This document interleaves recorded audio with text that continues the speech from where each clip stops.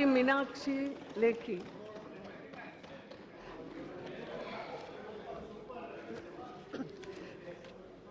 कभी दूसरों पर तनकीद मत करिए, तनकीद करने से पहले आईना अपने सामने रखिए। ऑनरेबल स्पीकर मैम, आज मैं आप सबके सामने खास तौर पे जो आईना भेजने की बात कह रहे हैं उनको आज आईना दिखाने का ही काम करने जा रही हूँ। और जब मोहम्मद सलीम साहब ने आज जो कुछ वाकया इस संसद में हुआ, ठीक उसी तरीके की डिबेट देश में शुरू की जा रही है। और वही मैं आपके माध्यम से देश को बताना चाहती हूँ कि कहीं पर कोई खबर छापी जाती है किसी अखबार में, किसी मैगजीन में, किसी न्यूज़पेपर में, और उसके बाद किसी नेता का बयान आता है और उसके ऊपर एक माहौल को गरमाया जाता है। ठीक वही चीज़ वो लोग जो कि पिछले एक डेढ़ बरस में किसी चीज़ के बिना घूम रहे हैं, जिनके रहते उनके हाथ में सब कुछ होता था, ज़माना उनका होता था, और इसी वजह से लोकतांत्रिक तरीके से जीती हुई सरकार के प्रति असहिष्णुता इनके मन में है, और वही असहिष्णुता का माहौल इस देश में बना रहे हैं। और ये बातें तथ्यों से साबित होती हैं, क्योंकि मेरे जैसे लोग तथ्यों से हटकर रेटरिक में नहीं बोलते। और तथ्य जो हैं वो मैं आपके समक्ष रखना चाहती हूँ। पहला तथ्य, जब ये कहा जाता है कि इस देश के अंदर असहिष्णुता का माहौल बढ़ रहा है, तो पहला तथ्य है, according to ministry of home affairs, a total of 2,715 communal incidents occurred in the country from the year 2011 to 14. On an average, about 57 communal incidents per month in last 4 months. And 85% of these incidents occurred in just 7 states. All of them were either ruled by the Congress or the non-BJP parties. ये तथ्य है। तथ्य ये है कि incidents of communal violence have actually declined during the past 14-18 months, because this year has recorded 644 cases in the year 2014 as per information available, and this was so stated even in the Rajya Sabha by the Minority Affairs Minister. Madam Speaker, numerous writers, filmmakers and so-called intellectuals have returned their awards in the past few weeks to protest against the growing intolerance in the country.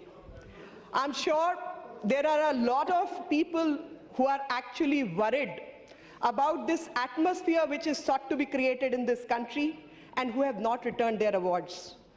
And according to me, these were probably the rewards for political considerations and not the awards which were genuinely sought. I would like to assure them that India is not becoming intolerant, and there is absolutely no data to support this particular fact. In fact, all this atmosphere is sought to be created to malign the image of a democratically elected government, and that is why I call them intellectual mercenaries.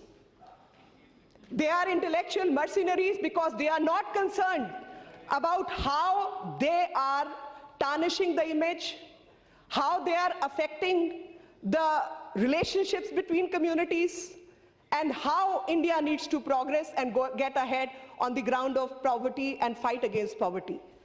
Our Prime Minister, in whose name a lot of bashanbazi has happened, Shri Narendra Modi has reiterated his commitment to the holistic development time and again, and spoken out against violence of any kind.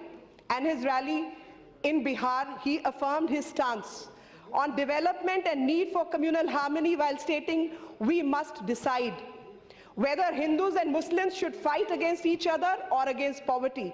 Only peace and goodwill can take this country forward. This is our commitment to communal harmony of this country. And it is in this stance that repeatedly our government has maintained Sabka Saath, Sabka Vikas. And if people in the opposition vouch by such a committee report, they should also vouch by the status of Muslims in Gujarat, where the then Chief Minister, how hard he worked for Sabka Saath and Sabka Vikas. Because these people have run the government in the British style, divide and rule. The formula is very simple. Divide the majority community into castes and polarize the minority communities in the name of religion. And that is exactly what they are working on. When these people remember and vouch by the Constitution, in the name of Constitution, in the name of law and order of this country, and they want to debate cow slaughter in this country, they forgot what the directive principles have to state. They forgot how many states in this country allow cow slaughter and how many states do not allow cow slaughter. And this country and this Constitution has given the right to amend even that law. Hindustan के अंदर 29 में से, क्योंकि ये data तब था जब 30 राज्य नहीं थे, 29 में से 21 राज्य ऐसे हैं जहां पर काउ स्लॉटर बैन है, और ये तब से बैन है जब भारतीय जनता पार्टी की सरकार इस देश में नहीं थी और प्रधानमंत्री देश के नरेंद्र मोदी नहीं थे। आंध्र प्रदेश में जो prohibition of cow slaughter and animal preservation act जिस साल में पास हुआ, वो साल 1977 था, और वो साल तब था जब कांग्रेस के पास 219 सीटें थी, 287 सीटों में से 219 सीटें कांग्रेस के हाथ में थी, और तब कांग्रेस ने ये कानून पारित किया। जम्मू और कश्मीर के अंदर जब वेणुगोपाल जी बोल रहे थे एंड मोहम्मद सलीम साहब कह रहे थे कि उसको धमकी दिया असेंबली के अंदर काउ स्लॉटर के लिए, वो भूल गए कि 1932 से उस राज्य का वो कानून है। एक कानून मानने वाला देश जहां पर संविधान प्रमुख दस्तावेज है, क्या इस देश में और खास तौर पर जीते हुए प्रतिनिधि लोगों के बीच में ये माहौल बनाना चाहते हैं कि राज्य का कानून भले ही कुछ हो, आप राज्य के कानून को तोड़ें? क्या ये देश में एनार्की नहीं होगी? आपको अधिकार है कानून के तहत उस राज्य के कानून को बदलने का।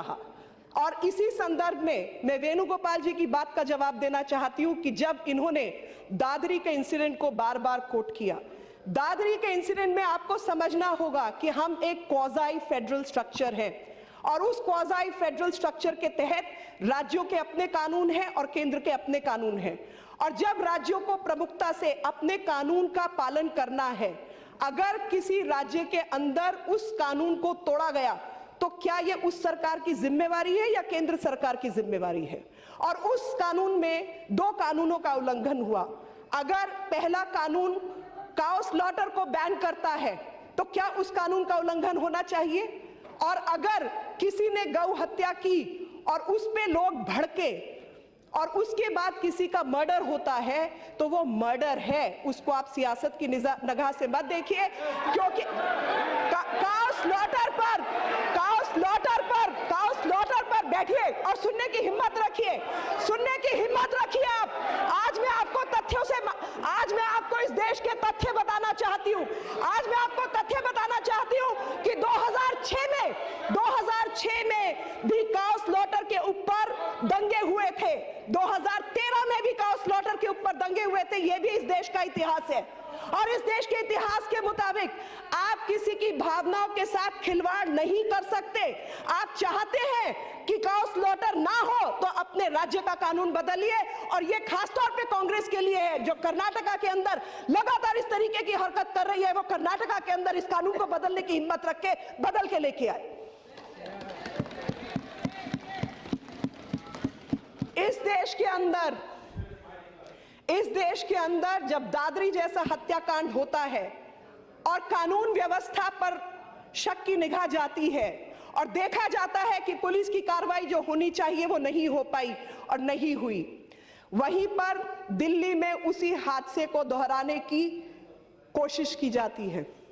और केरला हाउस का इंसिडेंट जो बार बार कोट किया, तो मैं बताना चाहती हूं केरला हाउस कोई डिप्लोमैटिक एन्क्लेव नहीं है, वो कोई और राज्य नहीं है, वो भारत के एक राज्य का हाउस है और उसके मेन्यू के ऊपर बीफ लिखा गया था और बीफ के अंदर ये तय होगा कि वो बीफ है, गाय का मांस है, किसी और का मांस है, सिर्फ एक फॉरेंसिक जांच के बाद। और जब वेणुगोपाल जी ने कोट किया, बैठिए साहब, आज आप सुन के जाइएगा, आज आप अपनी सहिष्णुता दिखाइए, आज आप सहिष्णुता दिखाएंगे। देश आपको भी देख रहा है, देश आपको भी देख रहा है और मुझे भी देख रहा है। बैठिए और सुनिए, और सुनिए। Cattle prohibition of cattle slaughter act की जब आप बात करते हैं, prohibition of cattle slaughter act की जब बात करते हैं, तो आप आईपीसी और सीआरपीसी को नहीं छोड़ सकते। आईपीसी और सीआरपीसी को नहीं छोड़ सकते क्योंकि आईपीसी के तहत कोई भी ऐसी दुर्घटना जिसमें कानून व्यवस्था का उल्लंघन हो सकता है, प्रिवेंटिव कस्टडी तक में लेने का पुलिस का अधिकार है और उसका अधिकार कैटल प्रोहिबिशन एक्ट नहीं छीन सकता। आईपीसी और सीआरपीसी के माध्यम से पुलिस ने कार्रवाई की, वो सही कार्रवाई थी, क्योंकि अगर पुलिस वो कार्रवाई नहीं करती तो दादरी जैसी दुर्घटना इस राज्य में होती। और साथ ही ये राज्य का कानून था। जब राज्य के मुख्यमंत्री इस पर राजनीति करते हैं तो मैं उनको कहती हूं कि अगर इस कानून से आपत्ति है तो इस कानून को बदल के दिखाइए, आप कानून को बदलिए। ये देश कानून से चलता है, ये देश राज्यों के अधिकार से चलता है और ये देश केंद्र के अधिकारों से चलता है। हर बहस को, हर मुद्दे को राजनीति किया जा रहा है ताकि कहीं ना कहीं आप माइनॉरिटी के मन में खौफ पैदा करें। और ये पता चलता है हर चुनाव से पहले इस तरीके का हादसा किया जाता है और हर चुनाव से पहले इस तरीके की बेबुनियादी बातें की जाती हैं। और Kerala, madam, Kerala, I am an independent member of this house and I will express myself under right to freedom. And freedom of speech की जो बात करते हैं, please take it. freedom of speech की जो बात करते हैं, ये नहीं होता है, बैठिए। freedom of speech की जो बात करते हैं, मैं उनको याद दिलाना चाहती हूँ, मैं उनको याद दिलाना चाहती हूँ कि freedom of speech was restricted by the constitutional amendment in 1951 by none other than Reverend, really highly reverential Shri Pandit Nehru. Pandit Jawaharlal Nehru restricted freedom of speech because there are always reasonable restrictions on freedom.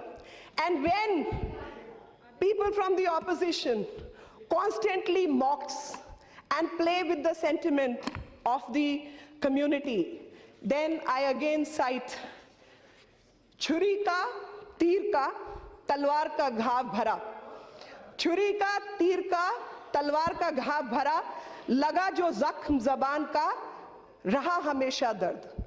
और ये लगातार जो जख्म इस देश की आत्मीयता पर कर रहे हैं, वही दर्द हम लोगों की जबान से बयां हो रहा है। वही दर्द कि in the name of secularism, in the name of tolerance, the kind of humiliation which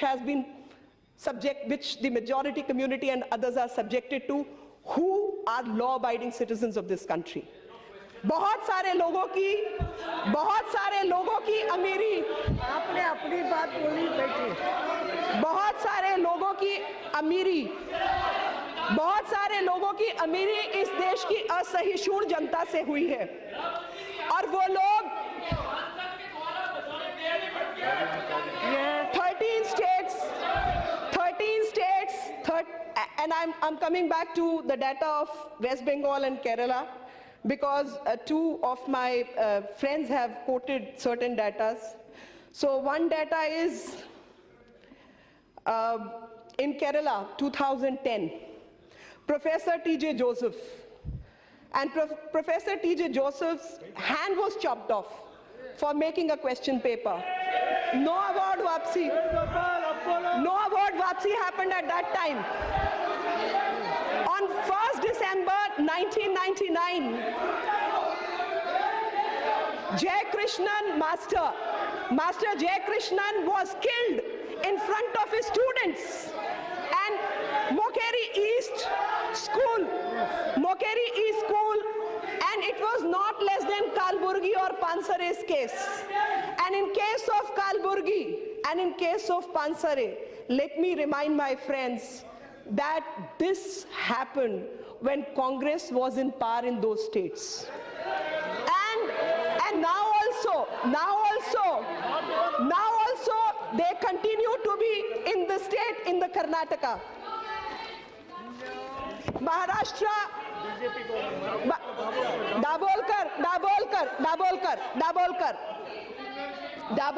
Dabolkar.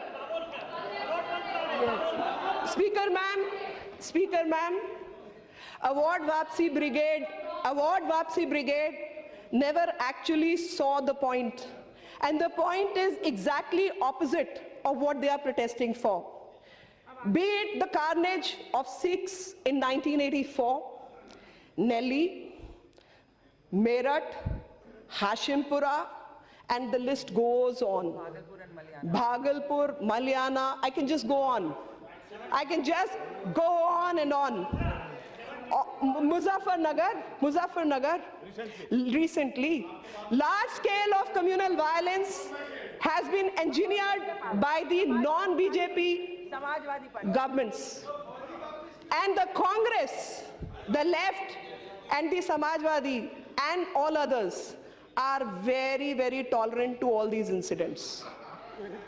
And their tolerance is so very well enhanced and spoken about, because on one side they wrote about and spoke about Dadri, but they did not care to even mention Mood Bidri. They did not care to mention that there is a mafia in this country which is acting against the law of the land. And if people complain to the police, they get killed. This is a law-abiding society. How will the government run? How will the society run? It will run on the basis of the law this constitution provides. West Bengal, I'm coming, sir. I'll just come to West Bengal also. Law and order is a state subject, and it is solely the state's responsibility. Sir, please, show some tolerance to me. Show some tolerance to me. And I'm showing some, and I'm going to cite 66A. I'm going to cite 66A. Remember, you brought 66A, IT Act. People for making statement and tweet on the Twitter. And the press code also was brought by the then Prime Minister Shri Rajiv Gandhi. These are all instances of tolerance. And I am not done. I personally have a grudge, and I'm going to make it very personal today. Shah Commission report was a report against the breakdown of law and order machinery. And people remember Justice Shah very well, but the prosecutor in that case happened to be my father-in-law. And the reports were burnt. How those peoples were haunted, we are a witness, a personal witness to all that. How even the gas cylinders from the house were taken away. And they talk about tolerance. They talk about, and they are going to teach tolerance to this side. I am really, really surprised. Faridabad incidents was quoted by my friends. In the name of Dalits, Honorable Speaker, ma'am, before whatever happened and whatever is the law and order situation, a contrary report has already come, and I'm sure Mr. Home Minister will refer to that it was a case of personal animosity, and that's how those allegations were made. because there were FIRs pending against both sides, and they had fought against each other over a period of time, and a case of personal animosity was sought to be made into a case of caste violence. I think there can be no bigger crime than that, because you're breaking the fabric of this country. And in Faridabad incidents, and especially people from Haryana will remember, Mirchpur, Gohana, I can just go on and on. At least 10 incidents which happened in last 4 years, 5 years. So this is what I have to state on violence. Then another, I am not justifying. I am the last one to justify. I'm saying it's a law and order issue and condemnable, and a strict action has to be taken against anyone who breaks law and order. And that is what my statement is. I will handle that also, sir. Show patience, please. Because we have limited time. I have to deal with every argument which has been brought. And you are violating, and you are very violent in your, because violence is not just physical. Violence is even verbal. And I can appreciate those who twist the statement to mean something which was not so stated. Is violence to the language. And violence to language needs to be exhibited and needs to be spoken about. People like me will say this country has respect even for dogs. Because this country, maximum people, believe in non-violence and are temperamentally. I mean, I have nothing against those who eat non-vegetarian food. Absolutely not. It's a personal choice. But most people believe, whether it's a dog or it's an ant, life is precious and life needs to be respected. And no violence either to the environment, to the rivers, to the live and non-living objects needs to be maintained. That is the philosophy of ahimsa. And the philosophy of ahimsa seems to be violated when people make such rabid statements. And such rabid statements need to be condemned, and such twisting of the words also needs to be condemned. Very well. Ma'am, I was going through the records, and in the records, I came across Salman Rushdie. Some words have been spoken about Salman Rushdie. The banning happened in 80s. Who was in power, I need not say.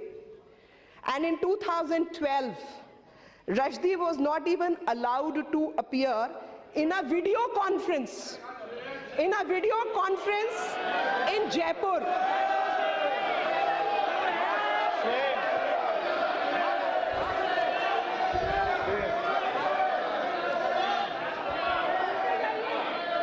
In the year, Madam Speaker, 55,408 लोग मारे गए 1977 से 2009 के बीच waste Bengal के अंदर।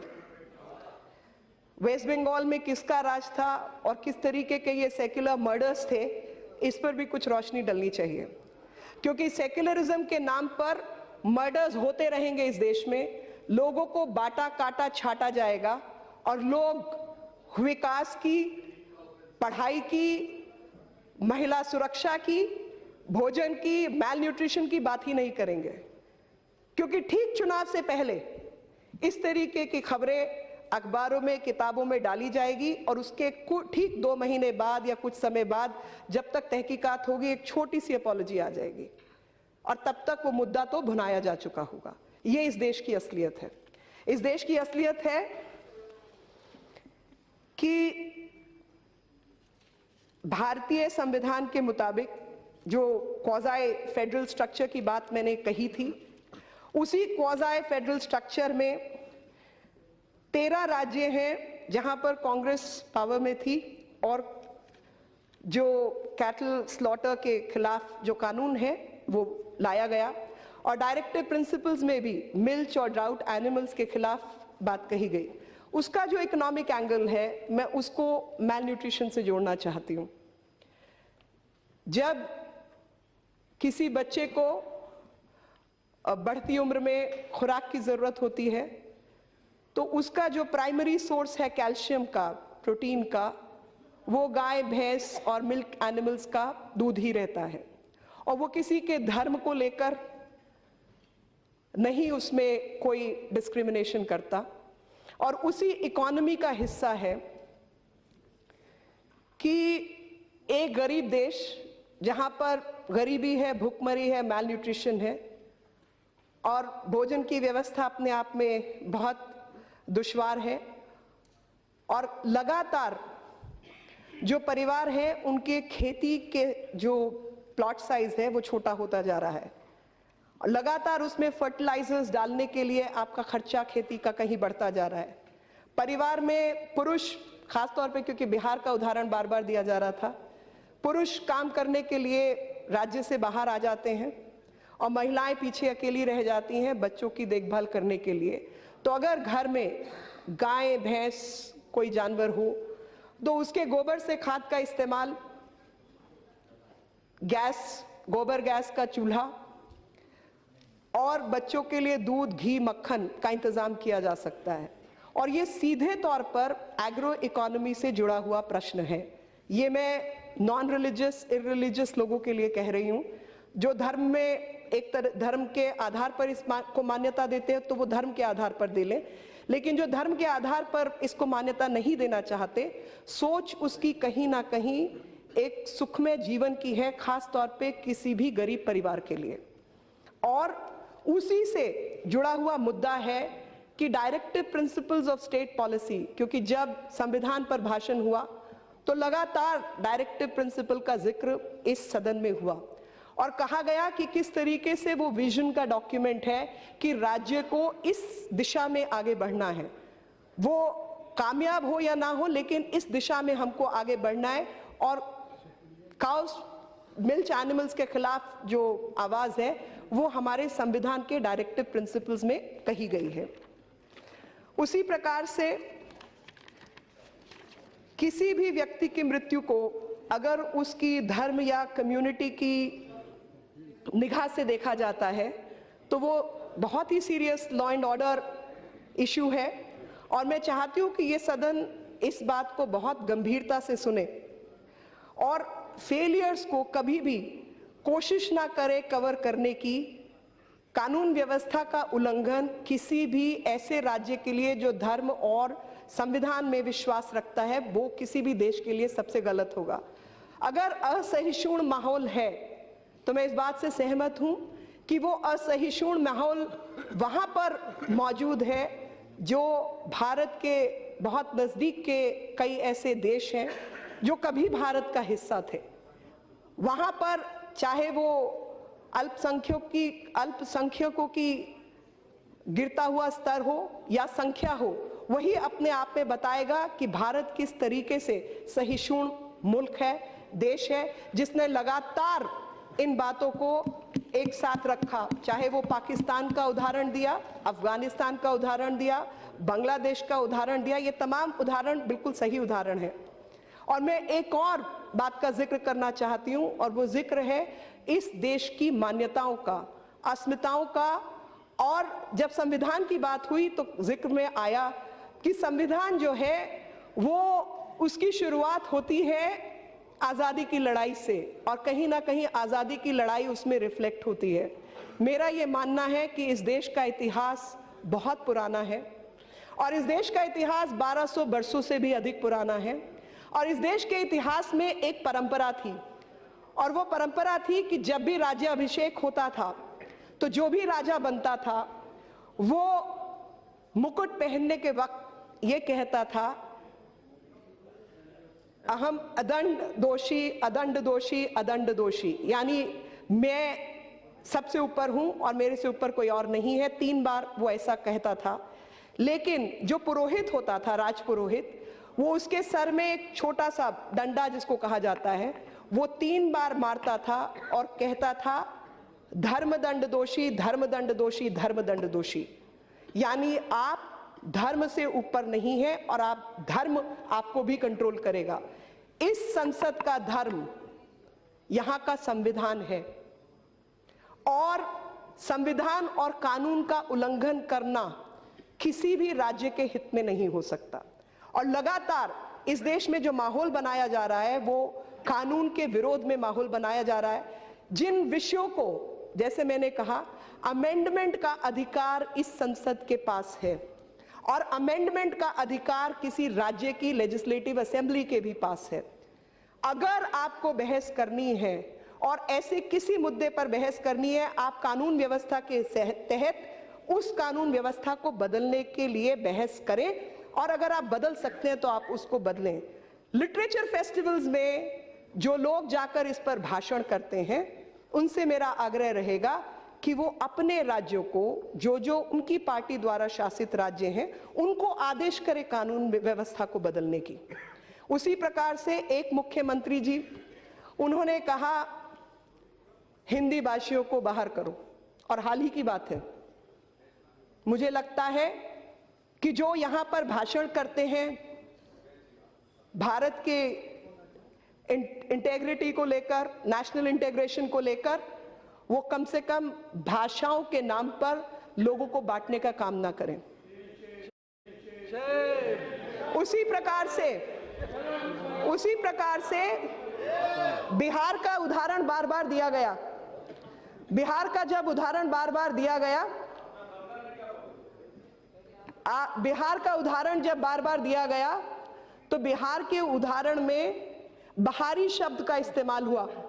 मुझे लगता है एक भारतीय होने के नाते मैं भारतवर्ष में कहीं भी बाहरी नहीं हूं, और क्योंकि मैं बाहरी नहीं हूं, ऐसे अपशब्दों का इस्तेमाल करना ही संविधान के खिलाफ है।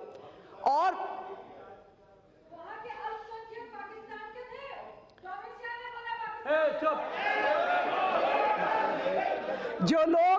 जो लोग लगातार संख्यक और अल्पसंख्यकों के बारे में इस देश में बोलते चले आए हैं, मैं उनसे जानना चाहती हूं कि अल्पसंख्यकों की आपने हालत क्या कर दी? क्या उन्हें आपने मुख्य धारा का हिस्सा बनने दिया? क्या उनकी महिलाओं के खिलाफ जब काम हो रहा था, और मैं आपको ये डाटा के साथ बताना चाहती हूं कि 70,000 महिलाएं जब आपको कहती हैं कि हमें, क्योंकि तीन मुख्य दिक्कतें हैं महिलाओं की। पहली दिक्कत है मेंटेनेंस की, दूसरी दिक्कत है शादी का स्टेटस, और जब देश का सर्वप्रिय मुख्य न्यायालय, सर्वोच्च न्यायालय, एक कानून व्यवस्था के तहत, संविधान के तहत एक सर्वोपरि न्यायालय एक केस के अंदर एक जजमेंट देता है, और आप एक मेजॉरिटी गवर्नमेंट हैं, और उससे पहले भी उस तरीके के जजमेंट आ चुके हैं। वो पहला जजमेंट नहीं था, तीसरा जजमेंट था। ऐसे जजमेंट्स के बाद क्या इस संसद ने, जो उस समय थी, उसने देश के कानून को फेल नहीं किया? जब उन महिलाओं को सेक्युलरिज्म के नाम पर जस्टिस नहीं दिया और एक कानून लेकर आए जिसमें ऐसे जजमेंट की भी अनदेखी की गई, और ऐसे जजमेंट की अनदेखी की गई, और जो लोग, मैं महिलाओं के नाम पर बोल रही हूं साहब, क्योंकि मुझे लगता है इस देश की सबसे बड़ी माइनॉरिटी इस देश की महिलाएं हैं। इस देश की महिलाएं सब, जितने आपके सर्वोच्च पद हो, चाहे इकोनॉमिक डाटा हो, चाहे पढ़ाई लिखाई का डाटा हो, चाहे न्यूट्रिशन का डाटा हो, सब जगह इन सब चीजों से दूर हैं, और उनके साथ डिस्क्रिमिनेशन हर समाज ने की है। और इसलिए when it comes to freedom of expression, Honorable Speaker, ma'am, I would like to highlight the government has banned 35 books throughout the country between 1950 and 2014. Out of these 31 books, bans were enacted by the Congress government. The only book banned after this government came to power was done on the orders of a Pune court. If the banning of the book is done to preserve harmony and public order, it will still be justified, but instances like banning M.O. Mathai's book, Reminiscence of the Nehru Age, Xavier Moro's Red Sari, Arthur Koestler's The Lotus and the Robert, Salman Rushdie's The Moor's Last Sigh show that some bans were inspired to preserve the image of dynasty. Something that is purely an act of silencing criticism. So it may be available, but government did order banning. And Nehru by Fulpert was also banned. And I would want some people to read it. Opposition has clearly underestimated the acumen of this country. And if they believe that by creating rhetoric of intolerance, they will succeed in making this country intolerant, the answer is no. The answer is we are people who believe in logic and reason. And it is through logic and reason that they will be defeated. And it is through data and statistics that they need to be shown the mirror. जो आईना कह रहे थे भेजने की बात, मैंने आज उनको आईना जरूर दिखाया है और चाहूंगी कि वो उस आईने में भी देखें और गिरेबान में भी झांक कर देखें और देखें इस देश ने आपको क्या क्या दिया और आपने सहिष्णुता से कैसे कैसे खिलवाड़ किया और लगातार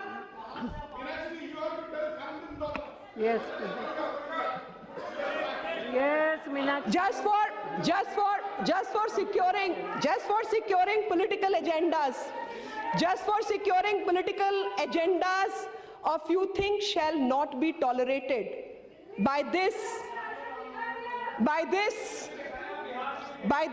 दिल्ली और बिहार दिल्ली का भी मैं आपको बताना चाहती हूं जो बिहार में दादरी के इंसिडेंट्स को लेकर हुआ ठीक उसी प्रकार से दिल्ली के चुनाव के ठीक पहले चर्च अटैक शुरू किया गया और जब तथ्य सामने आए तो सामने आया कि चर्च से अधिक मंदिरों पर अटैक हुए थे और मस्जिदों पर हुए थे लेकिन इस तरीके की हरकतें लगातार देश के ताने बाने के साथ खिलवाड़ है और यही बात मैं अपने भारत के देशवासियों को बताना चाहती हूं कि आप इस खिलवाड़ का शिकार ना हो और इस खिलवाड़ का शिकार इसलिए ना हो क्योंकि अगर आप 80 और 90 के दशक को देखें तो आप पाएंगे कि 50,000 लोग 80 और 90 के दशक में पंजाब में मारे गए और उस समय कौन सी सरकार थी आप सभी जानते हैं अमृतसर के अंदर अभी हाल ही में सो कॉल्ड सरबत खालसा का जलसा हुआ और उस जलसे के अंदर स्टेज के ऊपर से खालिस्तान की मांग की गई उस समय स्टेज पर कौन कौन लोग मौजूद थे ये मैं जानना चाहती हूं कांग्रेस के लोगों से